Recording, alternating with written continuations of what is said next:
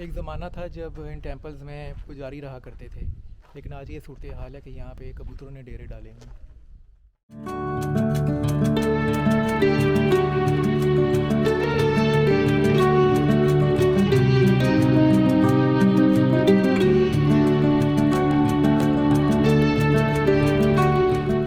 मैं फेरी लूँगा और फेरी लेके मैं जाऊँगा दरिया नील के दूसरी तरफ, मशरक़ी किनारे से मगरबी किनारे की तरफ। मगरबी किनारे के बारे में मैंने आपको बताया था कि वहाँ पे फ़राइना के कब्रिस्तान हैं। मशरक़ी किनारे पर उन्होंने अपने महलात तामीर किए हुए थे, इनके माबद टेंपल्स वगैरह यहाँ पे थे। Okay, this way 5 pounds.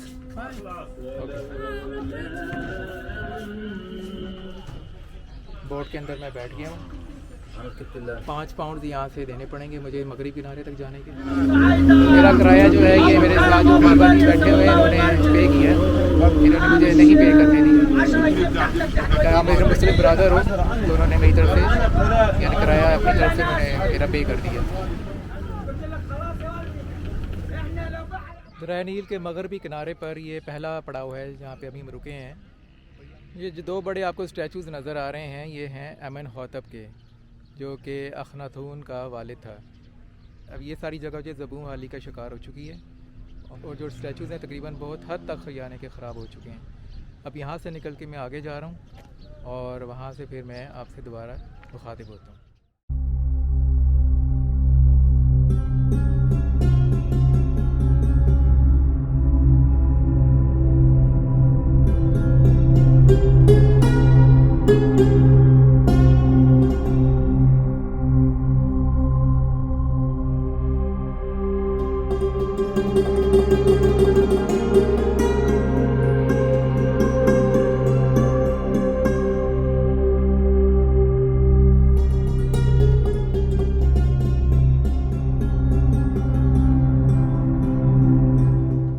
ज़माना था कि यहाँ पे टेंपल्स में पुजारी रहा करते थे, लेकिन आज तो कोई सी पुजारी देखने को नहीं मिलता। अलबत्ता यहाँ पे हर तरफ जो है ना कबूतरों ने डेरे डाले हुए हैं, तो चारों तरफ जो है ना कबूतर ही कबूतर बैठे हुए हैं। अच्छा, ये जो आपको नज़र आ रहे हैं ना स्टैचूज़, इनकी आप देखेंगे इस जो चेहरों को तोड़ा हुआ है और ये बेसिकली काम था रोमन्स का। रोमन्स ने इनके सारे जो है ना चेहरे वगैरह तोड़ डाले थे, बल्कि आप देखेंगे बाकी बुतों के बाकी हिस्से भी सारे इन्होंने तोड़े हुए हैं। और इसी तरह जो लोग इल्ज़ाम लगाते हैं मुसलमानों पे कि वो बुतों को तोड़ते हैं, तो ये काम जो था क्रिश्चियंस ने शुरू किया था। और ये जब यहाँ पे आए ना रोमन्स क्रिश्चियंस, जो उनके भी अपने आइडल्स थे, बाद में उन्होंने क्रिश्चियनिटी इख्तियार की थी, तो शायद नफ़रत की बुनियाद पे उन्होंने सारे जो स्टैचूज़ हैं तोड़ डाले ये। पर अब आप ये देखिए जितने भी जो हैं इनके फेसेस वगैरह सारे तोड़े हुए हैं। कुछ भी इन्होंने सही था, उन्होंने तो अपनी तरफ से पूरी कोशिश की थी कि इनको ना बिल्कुल मुकम्मल तौर पे तबाह बर्बाद कर दिया जाए। और इसी तरह यहाँ पे छत थी, वो छत भी सारी टूटी हुई है, तो काफ़ी नुकसान पहुँचाया उन्होंने इन टेंपल्स को। टेंपल्स की सारी दीवारों पे ना तारीख़ लिखी हुई है और इनके जो मज़हबी अक़ायद थे उनकी जो है ना मंजर कशी की गई है, तस्वीरी शक्ल में है सारी की सारी। किसी में दिखाया गया है कि कोई जानवर ज़िबा हो रहा है, कहीं पे कोई मौत का खुदा दिखाया गया है, कहीं पे कोई लाइफ का खुदा दिखाया गया है। और इसी तरह मुख्तलिफ जो गॉड्स को चढ़ावे पेश किए जा रहे हैं, कहीं पे पानी पेश किया जा रहा है, कहीं पे फूल पेश किए जा रहे हैं और कहीं पे शराब पेश की जा रही है, इस तरह से अपने खुदाओं को खुश करने के लिए। सैयदी मूसा अलैहिस्सलाम, where he lived? might be here Egyptian. हाँ हाँ Musa alayhi salam. हाँ, Might be this Ramses II. Ramses II, This son. right. What's your name? Merim Betah. Marin Peta? Merim Betah. Okay, Might be. okay, might be but not sure, yeah. Not sure. Or maybe his father Ramesses, because he lived 90 years old. 90 90 years old. He was very old when he died. He's a pharaoh who challenged Moses. Okay guys, मैं अभी इन guide से बात कर रहा था, पूछ रहा था कि वो जो हज़रत मूसा वाले कौन से फ़िरौन थे। He was telling me that his son, but मेरा ये ख्याल है कि वो रेमेसिस ही था। मैं रेमेसिस फर्स्ट, जो कि 90 साल की उम्र में मरा था। फ़राइना के यहाँ भी जानवरों को ज़िबा करने का कॉन्सेप्ट था। अब जैसे कि आप इसमें देख सकते हैं कि यहाँ पे ये गाय है और वो उसको बंदे ने उसका जो रस्सी को अपने हाथ में पकड़ा हुआ है और उसको ज़िबा करने के लिए लेके जा रहे हैं। तो इस सारी जो दीवार पे जो मंजर कशी की गई है ना, वो यही है कि जानवरों को ज़िबा करने के लिए लेके जाया जा रहा है अपने खुदाओं के नाम पे, अपने देवताओं के नाम। और शुरू में तो बिल्कुल ही सारा कलरफुल था, यानी कि सारा ये कलर था बिल्कुल। आज भी थोड़े थोड़े जो है ना कलर देखे जा सकते हैं, जैसे कि ऊपर जो है वो रेड कलर अभी भी थोड़ा बाकी है, लेकिन बाकी तो सारा कुछ तकरीबन सारा कलर जो है ख़त्म हो चुके हैं यहाँ से।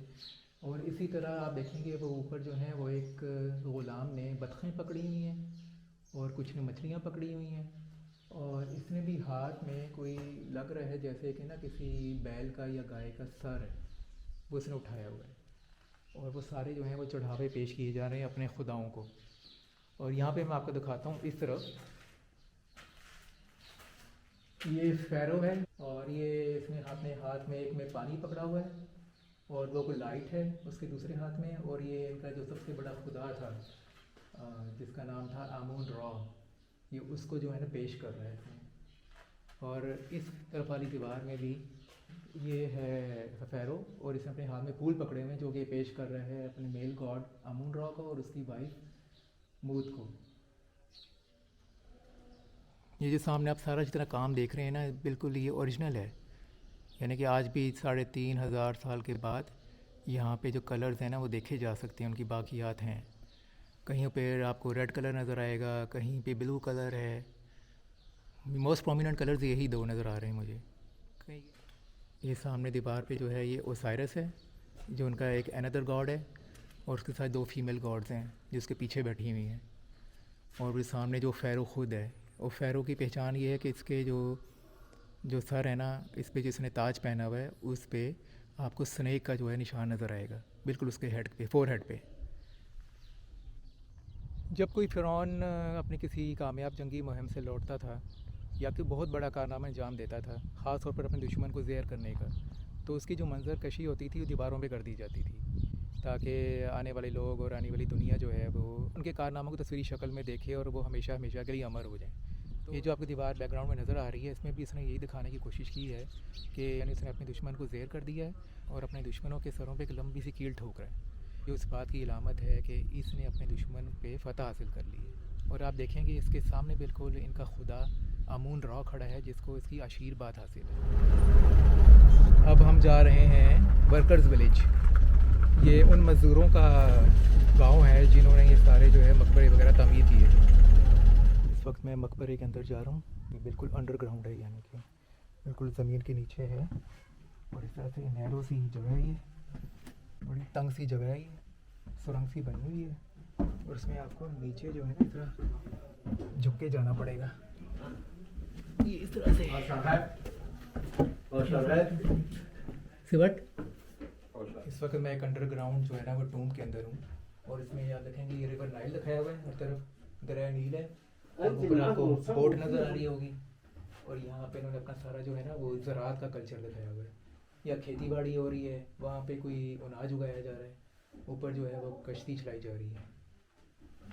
और इसी तरह इस पे देखेंगे, इस वाली दीवार पे ये मौत का खुदा है, और ये फ़िरौन की मम्मी है, ये उसके कुछ मेरे ख्याल आखिरी जो उसके वो Anubis the God of death, मौत का खुदा है जो फ़िरौन के ऊपर कोई जादू मंतर कर रहा है, या उसके जो आखिरी जो वो होते हैं तजीज़ व तकफीन का बंदोबस्त कर रहा है। और ये इनकी सारी लैंग्वेज है, ये सारी इनकी लैंग्वेज है जो कि हमारी समझ से बाहर है। इस वक्त मैं एक और अंडरग्राउंड ग्रेव में हूँ। यहाँ पे किसी ज़माने में मम्मी रखी गई होगी जो कि अब यहाँ पे नहीं है। और कितने ब्यूटीफुल कलर्स हैं, यानी कि इतना खूबसूरत काम हुआ भाई यहाँ पे, जो कि इस वजह से बच गया है कि यहाँ पे कोई एक्सटर्नल जो है ना उसका रोशनी, सूरज की रोशनी या कोई इस किस्म की जो एक्सटर्नल फैक्टर का जो है ना यहाँ पे असरात नहीं हुए उसके। अब यहाँ पे आप देखेंगे ये यहाँ पे बैबून दिखाया गया है, ये बैबून है, ये ऊपर सन है, ये इनका वो फैल्कन के सर वाला गॉड है, और इसके 2 बैबून जो हैं हिफाजत कर रहे हैं, ऐसा इसके बॉडी गार्ड्स हैं। ये यहाँ पे किसी ज़माने में मम्मी पड़ी हुई थी जो कि अब यहाँ पे नहीं है, यकीनन म्यूज़ियम में शिफ्ट कर दी गई होगी। अंदर ही अंदर पूरी दुनिया बसाई हुई है यहाँ पे। इतना नीचे आया हूँ मैं इस पतली सी सुरंग से होते हुए, और मैं जा रहा हूँ बाहर।